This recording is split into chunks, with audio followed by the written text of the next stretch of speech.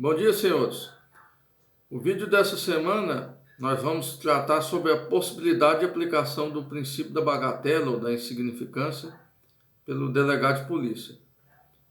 Esse tema foi sugerido por um de nossos telespectadores.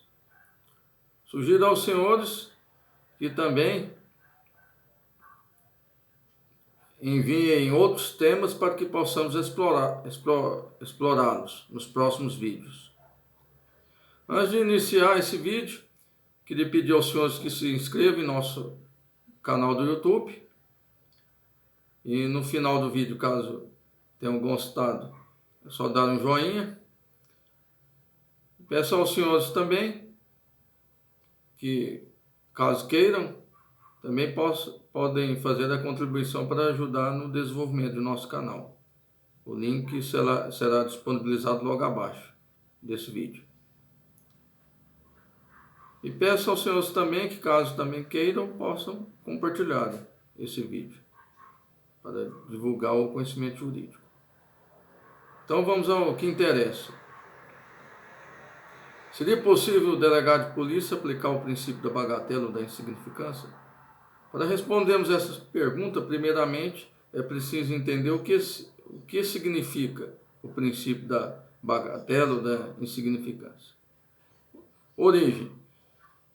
Nós vamos utilizar uma apostila, uma parte do material da apostila do site www.dizeodireito.com.br do juiz federal Márcio Lopes Cavalcante. Também o link dessa apostila vai ser disponibilizado logo abaixo desse vídeo. Origem. Quem primeiro tratou sobre o princípio da bagatela foi o penalista Klaus Hoxing, em 1964. Busca raiz no brocar civil minimis non curat praetor. O pretor, o magistrado na época, ou seja, o direito não pode se cuidar de coisas insignificantes, sem importância. Terminologia, princípio da bagatela ou insignificância, é a mesma coisa. Ela não tem previsão legal no nosso ordenamento jurídico. Qual que é a natureza jurídica do princípio da insignificância? Ela é uma causa supralegal de exclusão da tipicidade material. Ou seja, segundo o ministro Gilmar Mendes, é um postulado hermenêutico voltado à descriminalização de condutas formalmente típicas. Segundo o ministro Celso de Mello, o princípio da insignificância deve ser analisado em conexão com os postulados da fragmentariedade e da intervenção mínima do Estado em matéria penal. Tem um sentido de excluir ou de afastar a própria tipicidade penal, examinada na perspectiva de seu caráter material.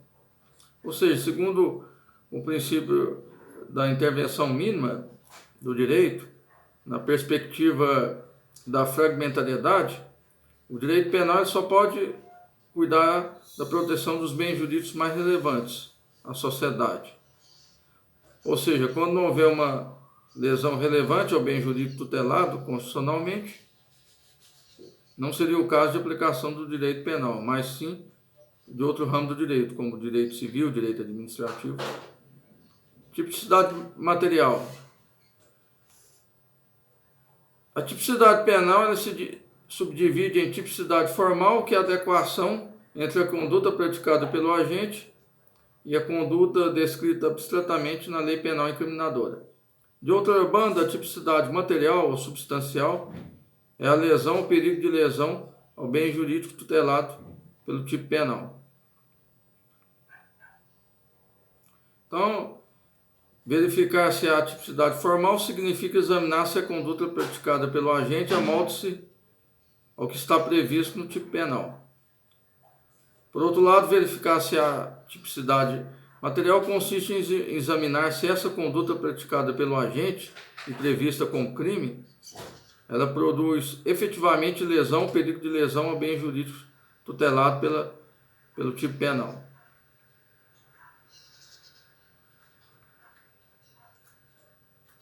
Princípio da insignificância e tipicidade penal. Portanto, se o fato for penalmente significante, isso significa que sequer causou uma lesão ao bem jurídico tutelado pelo tipo penal. Logo, deve ser aplicado o princípio da insignificância. Ou seja, o réu ele deve ser absolvido por atipicidade material, considerando o artigo 386, inciso 3º do Código de Processo Penal. Portanto, o princípio da insignificância ele vai atuar como um instrumento de interpretação restritiva do tipo penal. Isso já caiu em várias provas de concursos públicos. Um exemplo de aplicação do princípio da insignificância. Suponhamos que o agente ele subtrai uma caixa de bombons no supermercado. Embora o fato seja penalmente típico, ou seja, ele se enquadra no artigo 155 do Código Penal, embora ele seja formalmente típico, ele não é materialmente típico, uma vez que ele não provocou uma lesão relevante ao bem jurídico tutelado pela norma, qual seja o patrimônio particular do supermercado.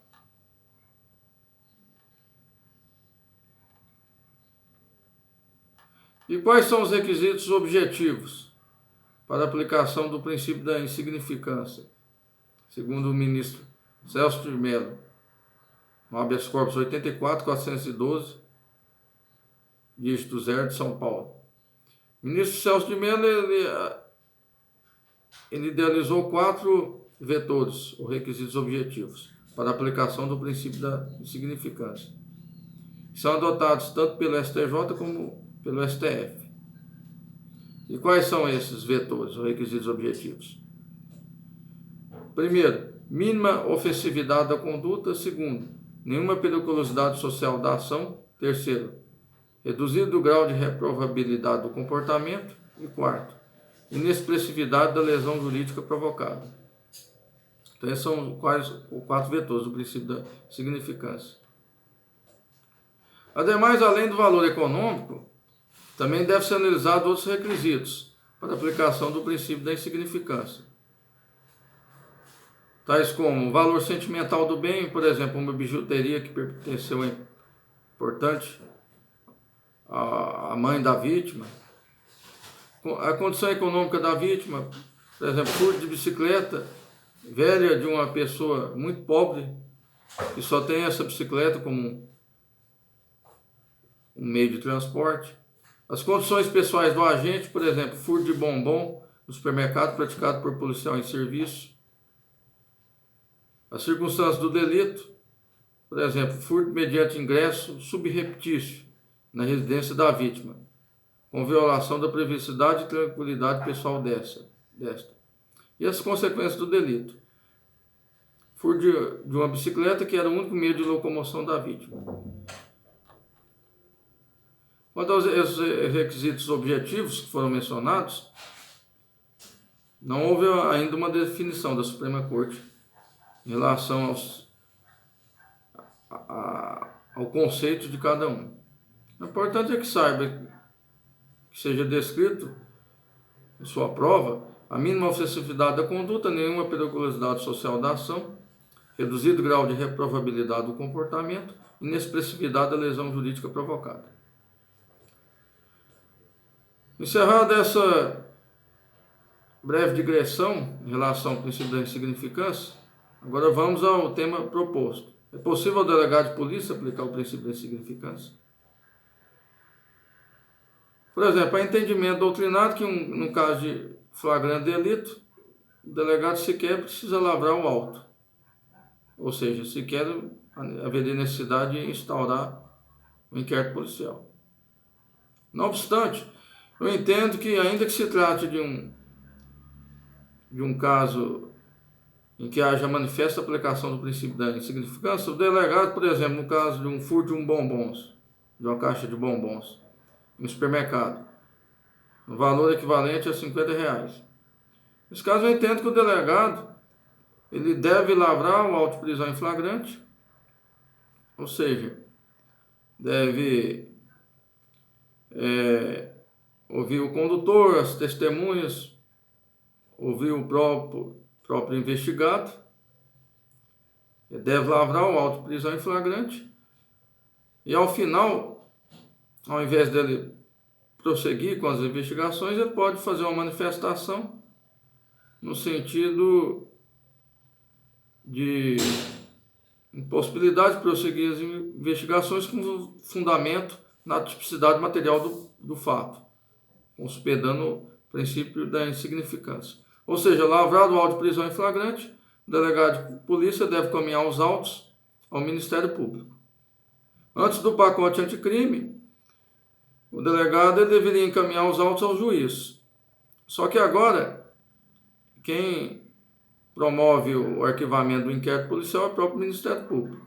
É importante ressaltar que o delegado de polícia, nos termos do artigo 17 do Código de Processo Penal, ele não pode mandar arquivar os autos de inquérito policial. Então, no exemplo citado, suponhamos que o agente tenha furtado uma caixa de bombons e preso em flagrante delito. Nesse caso, o preso é encaminhado a delegado de polícia. Nesse inteirinho, o delegado ele deve lavrar o auto de prisão em flagrante, ouvir o condutor, as testemunhas, o próprio preso.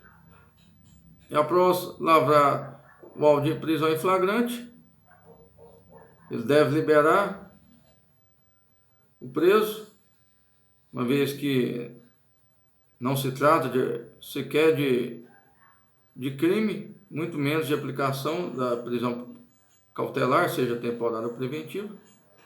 Deve determinar a liberação do preso e encaminhar os autos ao Ministério Público. E nesse caso, o Ministério Público, ele entendendo que realmente a aplicação do princípio da insignificância, ele deve arquivar os autos de inquérito policial. Nesse caso, arquivados os autos, nos termos do artigo 28 do Código de Processo Penal, alterado pela Lei 3.964/2019, se for no caso do Ministério Público Estadual, ele deve encaminhar os autos ao Conselho Superior do Ministério Público, nos termos do artigo 30 da Lei 8.625, que se aplica por analogia no caso do inquérito policial. O artigo 30 ele fala que cabe ao Conselho Superior do Ministério Público rever o arquivamento do inquérito civil. Por analogia também é aplicada ao inquérito policial. E além de comunicar ao Conselho Superior, o Ministério Público também deve comunicar o arquivamento à vítima, ao investigado e à própria autoridade policial. Agora, se tratar do Ministério Público Federal, no caso, o Procurador da República ele deve encaminhar os autos, caso ele entenda que é caso de aplicação do princípio da insignificância e, por conseguinte, arquivamento do inquérito policial, ele deve encaminhar os autos à Câmara de Coordenação e Revisão, nos termos do artigo 62 da Lei Complementar 75 de 93, que estabelece que compete às Câmaras de Coordenação e Revisão manifestar sobre o arquivamento do inquérito policial, inquérito parlamentar ou peça de informação, exceto nos casos de competência originária do Procurador-Geral da República. Agora, se tratar de um crime militar, o Ministério Público Militar, caso ele entenda que seja o caso de arquivamento do inquérito policial militar, ele deve enviar os autos à própria Câmara de Coordenação e Revisão do Ministério Público Militar, nos termos do artigo 136 da Lei Complementar 75 de 93, que estabelece que compete à Câmara de Coordenação e Revisão do Ministério Público Militar manifestar sobre o arquivamento de inquérito policial militar, exceto nos casos de competência originária do Procurador-Geral Militar. Então, nesse caso, eu entendo que o delegado de polícia tem atribuição, sim, para manifestar sobre a aplicação do princípio da insignificância. Não obstante, ele não deve deixar de instaurar um inquérito, aliás, ele não deve deixar de lavrar o auto de prisão em flagrante ou até mesmo instaurar um inquérito policial. Só que em vez dele dar prosseguimento ao inquérito, ele pode concluir de forma antecipada, que já deve ser aplicado o princípio da insignificância, e encaminhar os autos ao Ministério Público. E, nesse caso, quem vai decidir sobre o arquivamento ou não do inquérito policial é o próprio Ministério Público, que é o autor titular da ação penal pública, nos termos do artigo 129, inciso 1º da Constituição Federal. Por forma anterior dos poderes implícitos, se o Ministério Público ele tem atribuição para oferecer denúncia, também tem atribuição até mesmo para instaurar procedimento investigatório criminal ou até mesmo para mandar arquivar um inquérito policial. Entendendo o Ministério Público que, acolhendo a manifestação do delegado, que realmente é caso de aplicação do princípio da insignificância, ele deve manifestar pelo arquivamento e encaminhar os autos, no caso do Ministério Público Estadual, ao Conselho Superior do Ministério Público. Agora, se tratar do Ministério Público Federal, deve encaminhar os autos à Câmara de Coordenação e Revisão do Ministério Público Federal. Agora, se tratar de um crime militar e o inquérito policial militar entender que é caso de aplicação do princípio da insignificância, que na Justiça Militar é aplicado de forma excepcional, nesse caso, o promotor de Justiça Militar, entendendo pela aplicação do princípio da insignificância, deve encaminhar os autos à Câmara de Coordenação e Revisão do Ministério Público Militar. Então, eram essas considerações que eu tinha a fazer aos senhores. Caso tenham gostado do vídeo, é só dar um joinha. Peço aos senhores também que sugiram novos temas para que possamos explorá-los nos próximos vídeos. Tanto é que o vídeo desse tema foi sugestão de um de nossos telespectadores. Eu queria agradecer por essa sugestão. Muito obrigado pela atenção de todos. Bom dia.